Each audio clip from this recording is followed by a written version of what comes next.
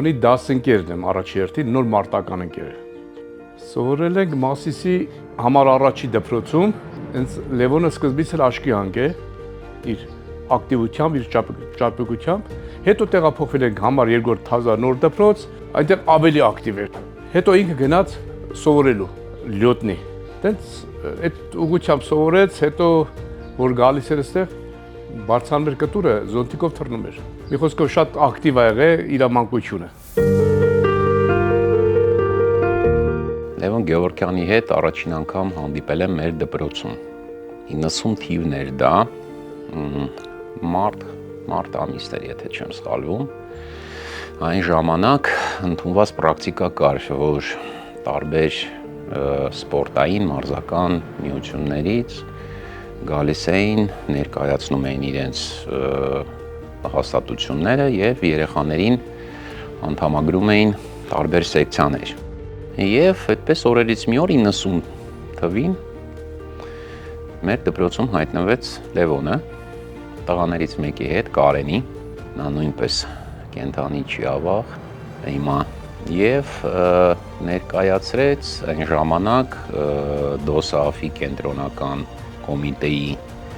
շրջանակներում գործող դեսանտային դպրոցի մասին տեղեկություններ և առաջարկ անդամագրվելու և այցելելու դպրոցը։ Ճիշտն ասած, այդպես ստացվեց, որ մեր դասարանից և ընդհանրապես մեր դպրոցից ես միակը ի վերջո հայտնվեցի այդ դպրոցում։ Ձմեռային հավաքներ էին կազմակերպում, դուրսում ջերմուկի ուղղությամբ էր ինքը միշտ տանում, արդեն մի քանի տարի ինքը այդ փորձը ուներ։ Այդ ջերմուկի հավաքների ժամանակ արդեն 91 թվականի ձմեռային հունվարին մենք գնացինք ջերմուկ, հավաքի ժամանակ արդեն համ ԴՕՍԱՖ-ի խումբը կար, պատանի դեսանտների ակումբի, համ մենք արդեն միասին գնացինք բոլորով, երկու խմբի բաժանվեց, մեկը հենց ակումբայինները և մի մասը մենք։ Ազգային լեգիոն ջոկատը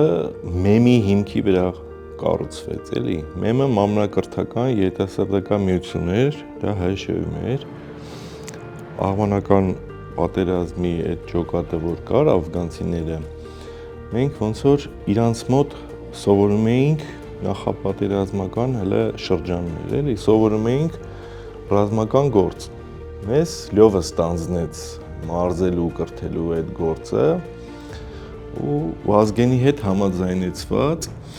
մեմում 100 քանի հոգի մենք այդ ժամանակ երեխեք ունեինք, երեխացելով դպրոցական, դպրոցը ավարտած նոր, կեսը չավարտած, ավելի փոքր 8-րդ, 7-րդ դասարանցիներ եկային։ Այդ մեմով մենք պարապում էինք, լյովը տանում էր ջերմուկ, ասենք -24-ի տակ վիժիվանիայի դասեր, կրակելու դասեր, քարտեզագրություն,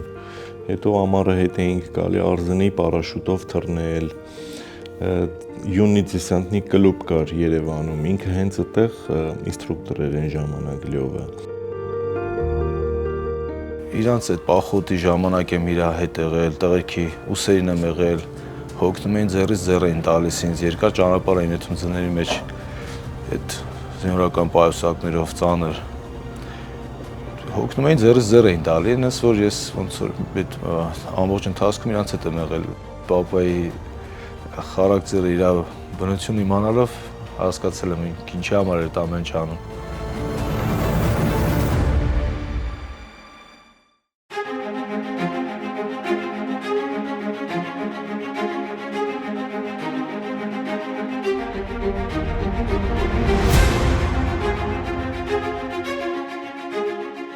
Արդեն ակնհայտ էր այն տարիներին, որ դեպի ուր է գնում զարգացումները, և ես համոզված եմ, որ Լևոնը առավել քան լավ էր պատկերացնում ուր են դրանք գնում, և 91 թվականին արդեն մեր ուսումնական ծրագրերը սկսեցին ներառել շատ ավելի պրակտիկ և կոնկրետ, արդեն կարելի է դրանք համարել զորավարժություններ կամ վարժանքներ, արդեն ճգնաժամ կար երկրում, ու այդ ճգնաժամային այդ process-ի ժամանակ Լևոնը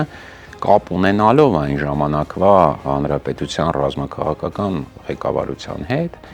ինչ-ինչ եղանակներով կարողացավ բացատրել, որ քանի որ ակնհայտ է, որ պատերազմ է լինելու,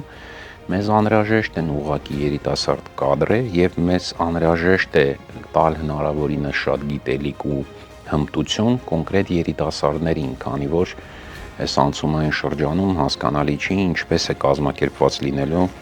նույն բանակում, հա, դա կամ երբ է կազմավորվելու ազգային բանակը դեռ չկար։ Նախատեսված չէր, որ ինքը պետքա լինի մեր հրամանատար, որտեղ ինքը մեր հրահանգիչը պետքա լիներ, սենց էր բանով։ Հետո մենք արդեն գնայինք ռազմական փորձառություն ձեռք բերելու, այդպես էր գալիս։ Բայց երբ որ եկավ մեր ժամանակ, այդ նորից կամ 92 թվականի հունվարին, եկավ մեր ժամանակ, որ արդեն պետքա գնայինք հենց առաջի նախ այնտեղ քննարկվում էր գնայինք Շուռնուղ Գորիսի ուղղությամբ, հետո անցնեինք Արցախ, թե մի անգամից գնանք Արցախ։ Արցախում իրավիճակը այդ բեկումնային այդ փոխվելու պահն էր, երբ որ սկսում էին հայկական, ասենք, ուժերը, դեռ ռուսական զորքեր կային այդտեղ, մանավանդ 366 գունդը կար, վերջը։ Այդ գնալու ժամանակ մեկ ինքն ասեց, ես պետքա գնամ։ Ինքը այդ ժամանակ ասեց, ես ուզում եմ գամ, ես պետքա գնամ տղերք հետ, որովհետև մի տեսակ իմ կողմից այդ բառը շատ էր ինքը օգտագործում, շանտղություն կլինի, ես երեխեք հետ պարապեմ, բերեմ ինչ-որ մի մարզավիճակի, հետո ուղարկեմ կռիվ, ես չեմ կարա, իզիս իմ երեխեք տարիքին են, ես էլ հետները պետքա գնամ, ու այդպես ինքը եկավ առաջի մեր հենց վիխդին, Լյովը եկավ մեր հետ, Լևոնը եկավ մեր հետ, գնացինք Արցախ, ու դրանից հետո ոնց որ դարձավ մեր մարտական գծով հրամանատարը։ Լյովը այդ ամեն մանրունքին տիրապետում էր։ Մենք պատերազմից առաջ գիտեինք վերտալյոտի խփվելու տևողություն, հավանականությունը տանկին, ինչով կարելի է խփել, քանի վայրկյանում ինչքան ժամանակ ունես պատասպարվելու եւ այլ, լիքը տենց հարցեր, մենք հələ ոչ մեկից 20-ը չէր լրացել, բայց մենք պատրաստի շատ հաջողված գործողությունների ենթակա մարդիկ էինք։ Մեր մարզավիճակը պահելը Լևոնի համար, սենց ասեմ, նույնիսկ մեր այդ կռիվ գնալու այդ ռազմական ելքերի ժամանակ, ինքը շարունակում էր մեր հետ պարապել, մինչև վերջ, ինքն իր հրահանգչությունը անում էր, ինչև ոնց էր դա լինում։ Առավոտյան պարտադիր արթնացնում էր մեզ, չենք էլ կարողանում քնել, հիմա Ստեփանակերտում այդ ժամանակ այդ ցրտին առավոտվա զալպից կռադի, սենց թե նենց արդեն արթնանում էինք, եթե մյուսը գիտեք, որ մի ժամ հետո է սա լինելու, վերևներս բաց, մենակ մայկայով, գոլիտորս այդ թիլնաշկեկով հանում էր վազելու։ Այսինքն մեր բոլոր այդ, ոչ մի ուրիշ ջոգատի չեմ տեսել այդպես անելուց, բայց մեզ տանում էր ինքը այդպես անընդհատ վազացնելու բան։ Հետո հիշում եմ բանը, մեր եկավ դուշմանը ասեց, լսի ստեղ արդեն բան անգե, շուխուր անգե ժողովրդի մեջ, որ սպեսնազա եկել, պարապում են, դեզատես ինչ են, առավոտից իրեն ոնց են պարապում են, եկնան, բայց ինքը Լևոնի կազմակերպվածությունից էր գալիս, հենց ասեմ, ինքը երբեք այդ ռազմական գործին և իրան, սենց ասած, վստահված պատասխանատվությանը մատնիր արանքով չի նայել։ Ես իմ մասին կարող եմ խոսել միանշանակ, որ Լևոնը բացի հենց զուտ հրահանգիչ լինելուց, որոշակի նաև հոգեբաննա փիլիսոփայական, եթե կարելի այսպես ասել, աշխատանք էր տանում բոլորիս հետ։ Դե շատ պատանի ենք, 15-16 տարեկան, հա, լավ տարիք է դա, մի կողմից ինչ-որ բաներ մեջդ ամբողջ կյանք հետո մնում է, ինչ սովորում ես այդ տարիքում, մյուս տեսակետից դժվար է մի քիչ այդ տարիքում մարդկանց շատ այսպես ծանր փիլիսոփայական բաներ բացատրել է, բայց ինքը ձևը գտնում էր, որովհետև շատ հմուտ բան կա վարժեր, իրոք, պատերազմի ժամանակ արդեն ֆիզիկական նագրուսկեն չէր, այնտեղ հոգեբանականն էր ավելի շատ, այնտեղ վախը պետք է հաղթահարես քո։ Դա շատ արագ ինքը մեզ յուրացրեց, շատ արագ։ Ուղղակի մի քանի վարժություններով, էլի, մեզ տանում էր գիշերով, երբ որ թուրքերը նստած խարույկի շուրջ, ասենք 10-12 հոգով նստած երգում են, չգիտեմ ինչ են արտասանում են, բայաթի են կանչում, ինչ են անում։ Մեզ տանում էր մի հատ իրանց հետևը ֆրցնում էր, թուրքերի հենց։ Վերջում մի հատ պաստորնիկով խփում էինք այդ կրակի մեջ ու փախնում էինք։ Հենց էինք անում, որ վախ առաջանա իրանց մեջ։ Իմ առաջի վիճի ժամանակ դե մարդ ես, վերջը մի սվարունից կազմված էլի։ Չդիմացա քնեցի էլի, ասենք երկու հոգով էինք խրամատի մեջ, մեկս քնում էր, մյուսները արթուն նայում, մյուսը քնում էր, այն մյուսներ հերթով։ Առաջի օրնա ես սովոր չէի, հələ տենց ադապտացված չէինք էլի, որ գիշերով հա, բայց որ երկար նայում ես մի կետի, երկար մենակ չես խոսում, ընկերտե քնած է, ասենք շարժարի չկա էլի, որ սենց միամիտ աշկը չկպնի, ու իմ աշկը կպել էր։ Իմ աշկը կպել էր, լյով եկել էր դիրքերս տուգելու, տեսել էր ես քնած եմ, ընկերս էլ հանգստի քունն է իրա, ես պոստի վրա կանգնած քնել եմ, ուղղակի ավտոմատը ձեռս քնել եմ, ավտոմատը կախեց խրամատի մեջ կրակեց, դե ձայնը տեղ չունի, չէ գնալու, ես խլացա պրոստը, այդ բանից խլացա, էլի, ու ինքը ասեց, վсё, դուք մեռած եք, ասեց, հաշվեք ես չեմ, հաշվեք թուքն ա եկե, թուքնը չէր կրակելու խրամատի մեջ, ավտոմատի շամպոլը հանելու էր, ականջիցս մտցնելու էր, դուսկի աշկերտը չէ, այդ բացելու, տես քնածել մեռնելու էր։ Այդ խոսքերը իմ վրա գիտես ոնց ազդեցին, ես էլ կյանքում չէի կարա քնեի, այդ լյովի ասած բառերից հետո էլի, որ կարող է քնած լնես, թուրքը գա ականջիցս շամպոլը մտցնի, մյուս կողմից հանի։ Այդ իմ վերջի քնելն էր, որ ես դիրքերում, ասենք, միամիտ աշկս կպել էր, էլի։ Չի կարելիներ կար, որ ինքը իրոք պահում էր, այդ իրան հենց տենց սալդաֆոն էլ կոչում են, ասում են, եկավ ես այս սալդաֆոնը, ես ասենց, չէ, հեսա կգա կասի չի կարելի, չի լինի, բայց ինքը այդ առումով գրագիտությանը ռազմական շատ մեծ դեր էր տալի։ Իհարկե, տեղեր կար հասկանում էինք, որ այն ինչ դու սովորել ես համազորային կամ չգիտեմ ինչ խորհրդային, ասենք, բանակի մարտավարության մեջ, որը մեծ մարդակազմ էր ենթադրում, դա կիրառելի չի սենց տենեց Հայաստանում, որտեղ մենք այդ մեծ մարդակազմը չունեինք, բայց լուծումներ միշտ կարելի ասել այդ հարցերին ինքը կրեատիվ էր եւ տեղում էր դա որոշում։ Դա էր հետաքրքիր։ Լյովը բան ունի, տենց բնատուրիկ բնությունից տենց հատկություն ունի, ինքը շատ լավ զգում է տեղանք, ինքը ոնց որ այդ ամեն ինչին վերևից նայես, դրոնով նկարես, նայես, ինքը հետի պատկերացնում է արդեն, էլի, ասենք հələ գյուղը չմտած, ինքը վրազ ասում էր, երկու հոգիս տե, մնացածը դեմը, սենց ինքը շարում էր, բնական տաղանդում էր, էլի, ոչ թե, ասենք, ինչ-որ ակադեմիական կրթություն էր էդի, ինքը պրոստը նյուխ ուներ, նյուխ, շատ ուժեղ նյուխ ուներ, էդի ահագին նպաստում էր, հետո այն վտանգավոր սիտուացիաներում, որտեղ որ ասենք արդեն կոնտակտ ես տալիս թշնամու հետ, այն որ դու իրան տեսնում ես, ինքն քեզ է տեսնում, պետք է խփելով, այդ ժամանակ ինքը թռնում էր առաջը մեր, չէր թողում, որ ասենք, ասում էր ինձնից ոչ մեկ առաջ չանցնի, էլի, դաժե ինքը սովորություն ուներ, փամփուշտ չէր տանում իր այդ զապաս, դե մենք նագրուդիկների վրա լիքը ունեինք, կողքից էլ ունեինք, ինքը իր մի հատ ավտոմատի վրինն էր, ու որ պրծնում էր,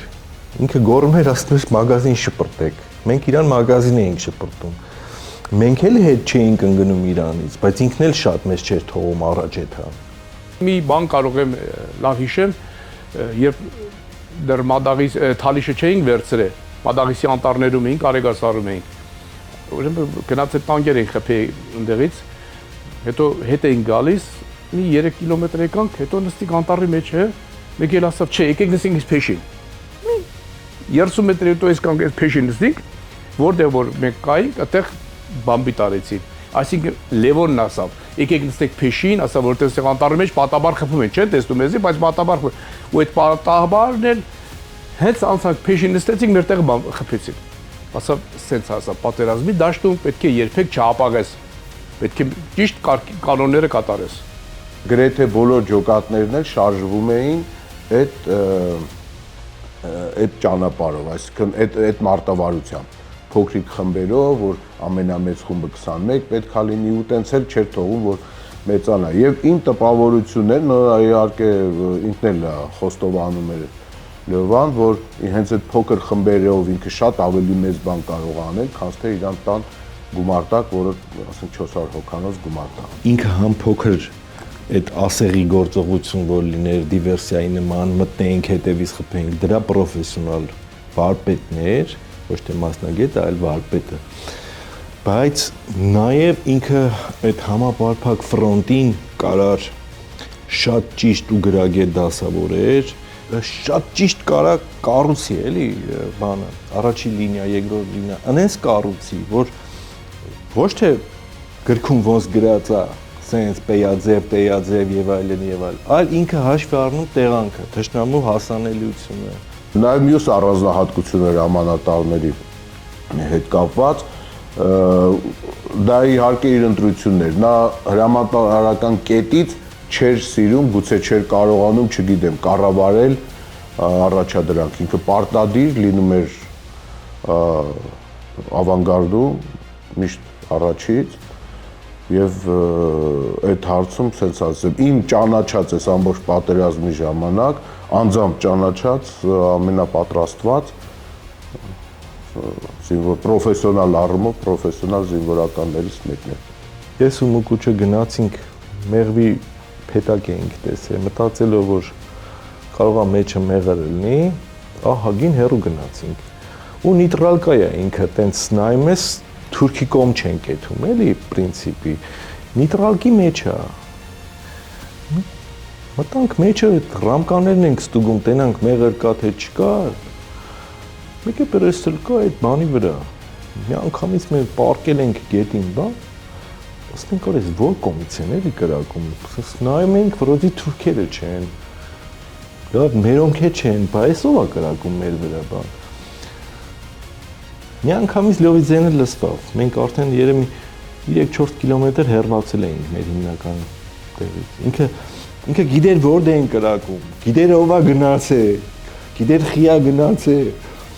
Եկավ, ընկավ մեր առաջը ու ասում է բանը, մագազին տվեք։ Մագազինը շպրտում ենք, ինքը կրակում է, առաջ է եթում, մենք հետևից եթում ենք, շուրագալի գոռումա չգաք։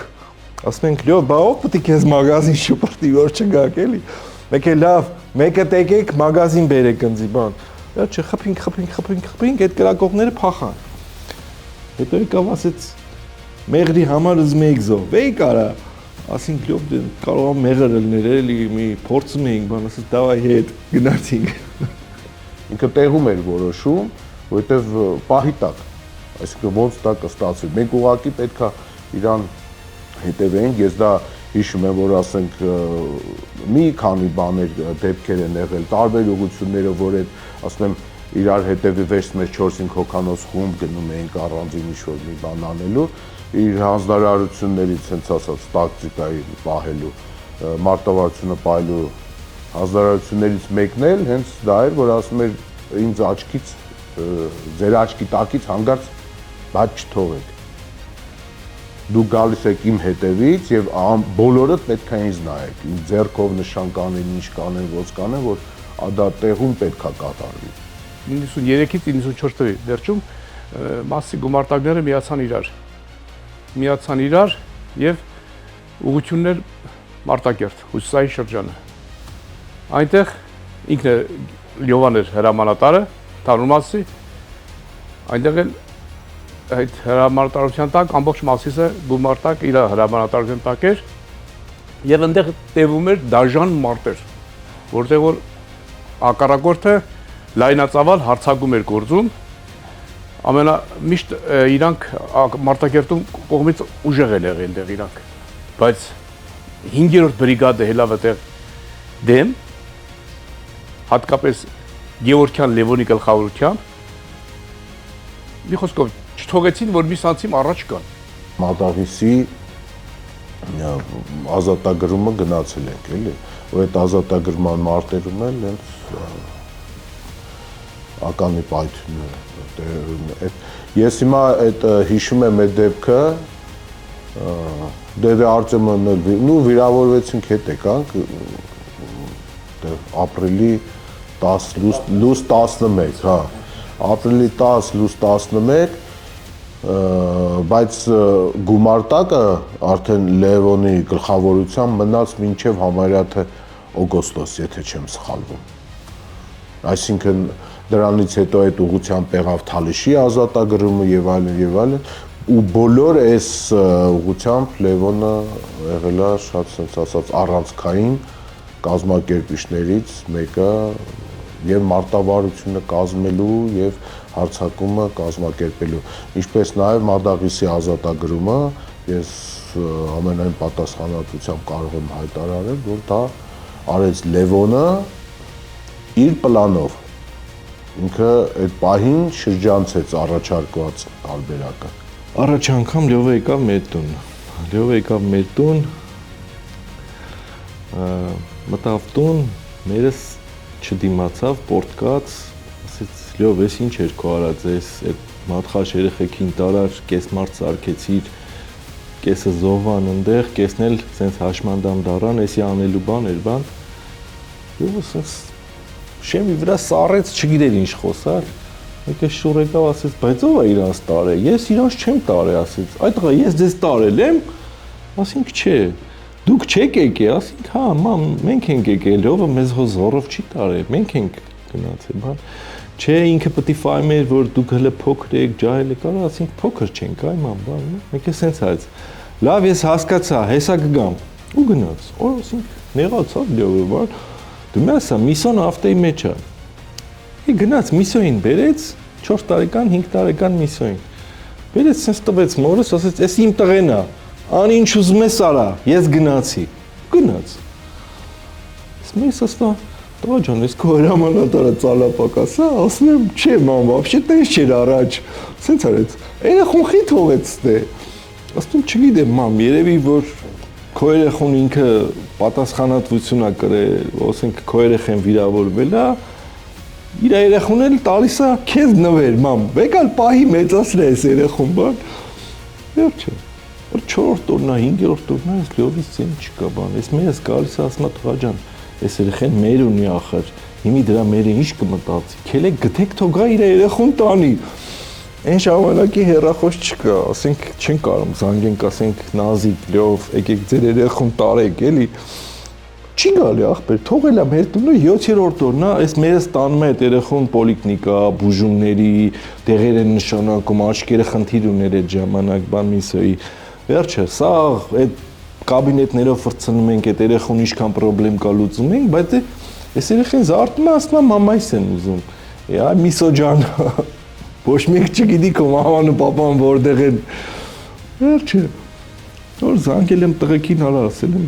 մեկն ու մեկը գնացեք գտեք Լյովին, թող գա իր երեխուն տանի, ախպեր, հո մենք մանչին, 7-րդ օրը եկավ տարավ երեխուն, մեկը սենց արեց, հե, ասեց, օհանացյոց, ասեց, չես կարող տղուս պահես, տվել եմ քեզ պահի դե, ասեց, տղա ջան, ասեց, ինք մեր ունի երեխան, այդ երեխեն մեր ունի, ինքը կարոտում է մերն էլի, ասեց, պահին որն, ասեց, հո դու բան,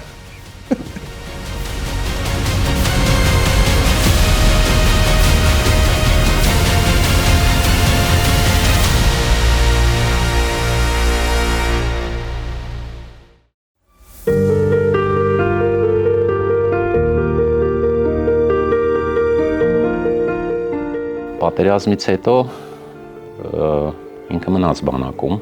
որտեղ իրականում բանակն էր տեղ է։ Ու արդեն մի շարք տարբեր ստորաբաժանումներ ուներ, տարբեր զորամասերում, հիմնականում մարտական պատրաստության գծով, այն ինչ կարծում եմ իր մոտ ամենից լավն էր ստացվում։ Հիշում եմ, որ սպեցնազում իր ծառայությունը, այնուհետ երբ ինքը այն ժամանակ հանդիպել ենք, երբ որ ես նաև զինուժում եմ, շուրջ 13 տարի, հա, մի քանի անգամ էլի առիթ ունեցել ենք հանդիպելու եւ կապը միշտ եղել է, այսինքն ինքը իր սաների հետ միշտ փորձել է ինչ-որ կապ պահել միշտ այդ համայնքը, հա, կամ չգիտեմ, խումբը ու տարբեր սերունդների տղաներ էին այդտեղ, որտեղ 92-ին, երբ որ մարտական գործողությունները սկսվեց, ինքը ավակ մեր սերունդի հետ կազմավորեցին այդ ազգային լեգիոնը, այսինքն ազգային լեգիոնի տղաների հետ էր կապ պահում, դոսաֆի սաների հետ կապը պահում էր, այսինքն այսպեսի շատ կայուն շփում կար, միջավայր կար։ Անցավ զորամաս աշխատանքի, սկսեց զինվորներին սովորեցնել, կրակել էր սովորեցնում, մարտարվեստ էր սովորեցնում, մարտավարական տակտիկա էր սովորեցնում, այն ինչ որ յուրացրել էր պատերազմի օրերին, տարիներին։ Փորձում էր մաքսիմալ փոխանցել գալող սերնդին։ Ովքեր հիմա կնայեն այս ֆիլմը, կհիշեն 1995 թվականը, երբ որ Վազգեն Սարգսյանը ժամանակ Ուչիլիշան Սարգսյանի համար ուժը միջոցներ չէր խնայում։ Լյովն էլ եկել է կարմիր նիվով, պատկերացնում եք, կարմիր նիվով, գեներալը պատվի առնում, ասում են կեսով է։ Հասարակ մի հատ այն հին շորերով 90-ականների շորերով մի հատ մայոր եկել է, որ ղեկավարի երկրորդ ուսումնական գումարտակը։ Տետեն այսօրվա պես հիշում եմ, վրան խփած եկավ ռազմոդի ժամներ, ասենք պարոն մայոր, այդ տետը իսկական է, ասես բա ոնց գիտեք, դիսկավորեց ու Ուչիլիշայի տարածքում պատկերացնում եք կրակեց, 7 փապուշ կրակեց, ասես տեսակ որ իսկական է։ Ես էլ իսկական հրամանատար եմ, մենք հասկացանք, որ գործ ունենք լուրջ մարդու հետ։ Ինքը գիտեք ոնց, Լևոնը պարզ մարդ էր, արճակատ խոսացող մարդ էր, շիտակ մարդ էր։ Մենք ես սիրում ենք այդպես մարդը։ Նվիրյալ մարդ էր, մարդասեր, հայրենասեր, հարևանասեր։ Իրա մոտ չկար, ասենք, էլի, ոնց ասեմ, իմիջայլոս բաներ, շատ անմիջական էր։ 44 օրվա պատրաստելուց հենց այս պատի տակից որեկան Լևոնին ճամփի ենք դնում, վային կոմբանեկան, Միսակսել է լավ ասեց, ես էլ եմ գնում պապայի հետ, ու միասին գնացին։ Գիտեք ոնց, իրա համբավ այդ գործում շատ մեծ էր, ասենք, եթե 2-3 հոգի արդեն մասնակցում էին, իմանում են ընկերները, իրանք էլ էին գալիս։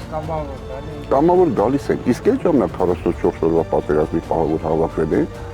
այդ երիտասարդները, կամավորներ էին լրիվ, ու շատ էին եկել։ Իրանք գիտեր ինքը ինչ հրամանատար է, ինչ որակի, ինչ կարգի հրամանատար, իրան սիրելով, իրան։ Ես Լևոն Գևորգյանին, մեր հրամանատարին, այսպես եմ ես իրեն ասում, ծանոթացել եմ Քարվաճարում, հենց պատերազմի պայմաններում, գիշերով հասանք, այդ մուտքի մեջի տեսա Լևոն Գևորգյան,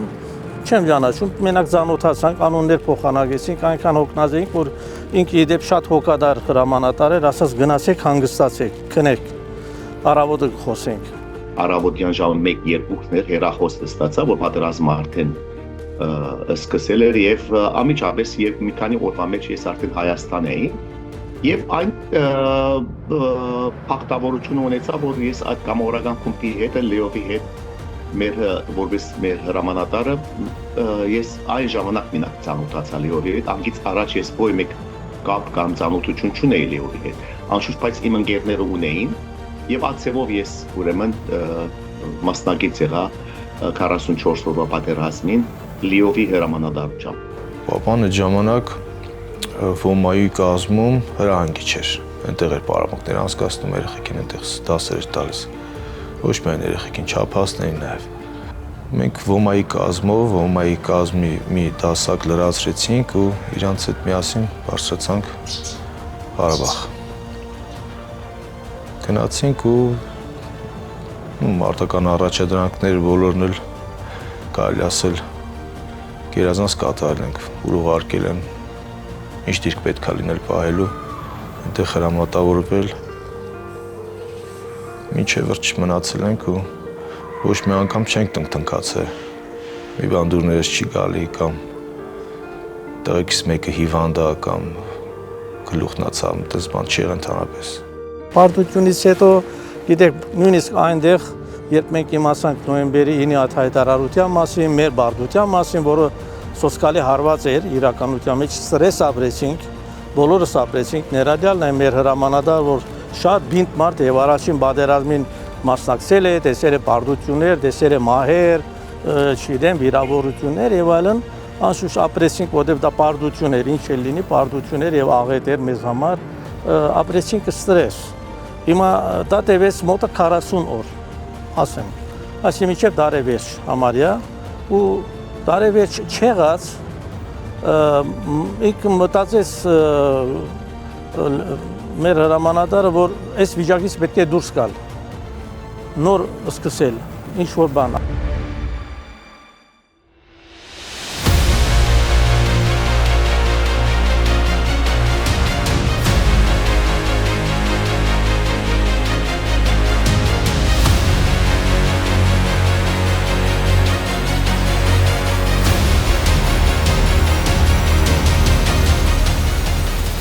Իհարկե շատ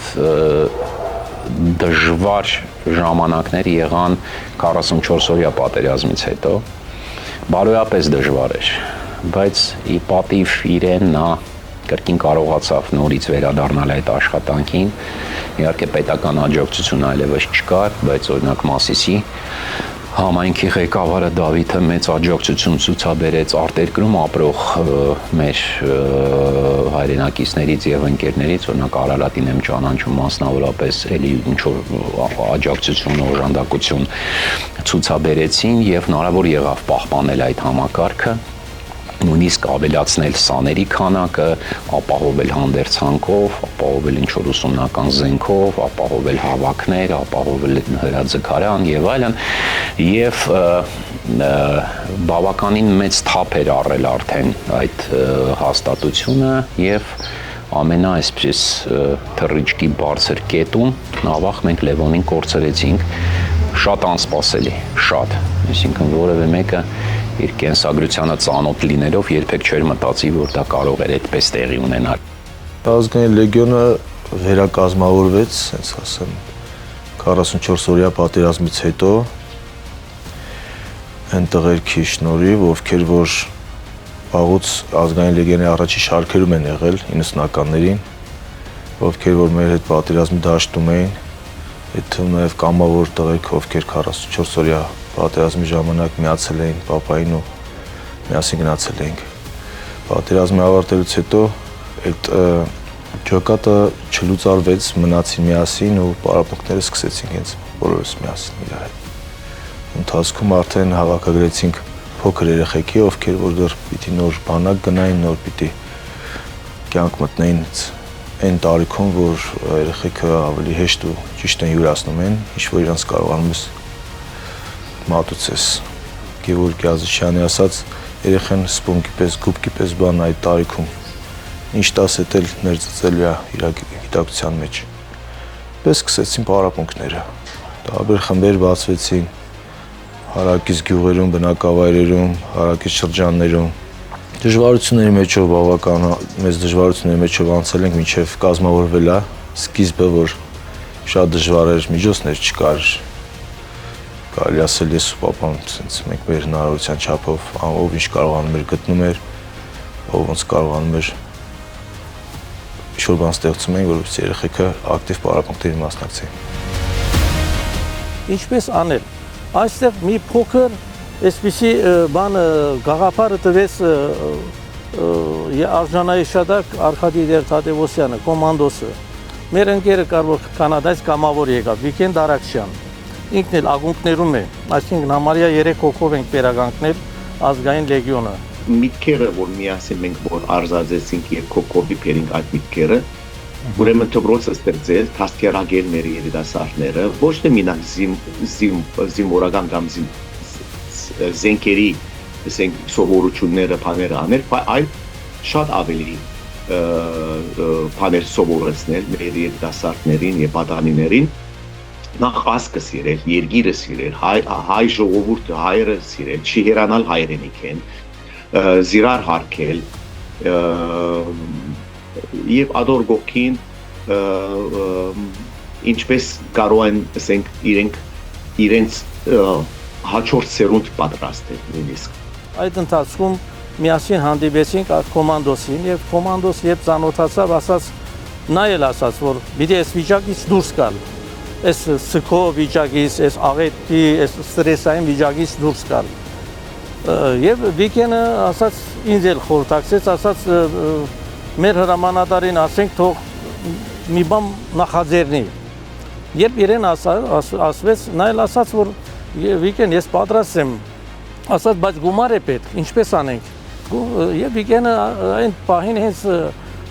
նախաձեռնեց մի այսպես նախաձեռնություն ասեմ, ասաց այսպիսի բան, ասաց գումարը ես կճարեմ եւ կճարեմ, ասաց եթե կճարես ես էլ տղաներին կպահեմ ու պատանիներ էլ կբերենք ու կսկսենք մարզել, որոշ գումար պետք է իհարկե։ Մշակեցինք որոշ ծրագիրներ, որ կարողանանք օրինակ մենք մեր շրջանագին դուրս ելալ եւ ասենք մասնագիտ հերեն, մասնագիտ լան ուրիշներ, օտարներ, հայերճան մասին անգուշ օտար որ ասեմ, այսինքն ոչ իմ շրջանագից դուրս հայեր, որ իրենք իրենց մասնակցությունը բերեն այսպիսի լավ ծրագրիմը։ Ուրեմն այս ծրագիրը որ մշակեցինք մենք մեկ հավաքի սուրճի ասենք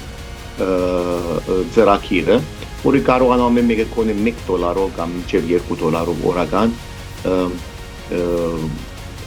իր ներդրումը բերե այս ծրագրին։ Արդեն մի տարից հետո էլ ավելի հայտնվեց մեկ այլ մեքենաս Արարատը Վաշինգտոնից, որը շատ մեծ գումարներով օժանդակեց եւ ամեն ամիս եւ այլն, եւ դա արիթ դարձավ, որ ազգային լեգիոնը բավական տարածվի, այսինքն նոր ծրագիրներ իրականացվեն։ Այն ժամանակներն էին, որ 20 թվականի այդ ցավալի դեպքերից հետո նոյեմբերի 9-ի հետ համաձայնագիր, հայտարարագիր, բոլորի տրամադրությունը ընկած, հիասթափված վիճակ եւ ես ելքեր էի փնտրում ինչպես անենք, որ իրավիճակը մի քիչ փոխենք, մի քիչ լավացնենք։ Այդպես